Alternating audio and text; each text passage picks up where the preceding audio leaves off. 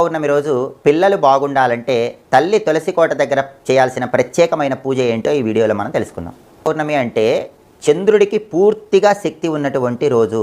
చంద్రశేఖరుడు ఆ పరమేశ్వరుడికి ప్రీతిపాత్రమైన రోజు. కాబట్టి ఆ రోజు ఆడవాళ్ళు తులసి కోట దగ్గర ఒక ప్రత్యేకమైన పూజ చేస్తే సంవత్సరం మొత్తం మీ పిల్లల జీవితం బాగుంటుంది. పిల్లల ఆయురారోగ్య అష్టైశ్వర్యాలతో ఉంటారు. వాళ్ళకి అదృష్టం బాగా కలిసి వస్తుంది. ఇలా కలిసి రావాలంటే కార్తీక పౌర్ణమి రోజు తల్లి ఏ పూజ చేయాలంటే సాయంకాలం స్నానం చేసిన తర్వాత ఇంటి ఆవరణలో తులసి కోట దగ్గర ఉసిరిక దీపాలు వెలిగించుకోవాలి. అంటే ఉసిరికాయ పైన పెచ్చు తీసి దాని మీద కుంభవత్తి ఆవు నెయ్యిలో తడిపి ఆ కుంభవత్తులు వేసి దీపం వెలిగించాలి. ఇలా ఉసిరిక దీపాలు తులసికోట దగ్గర వెలిగించి ఆ తర్వాత ఒక తమలపాకు తీసుకొని తులసికోట దగ్గర ఆ తమలపాకు ఉంచాలి. ఆ తమలపాకు మీద ఒక రాగి నాణ్యాన్ని ఉంచాలి.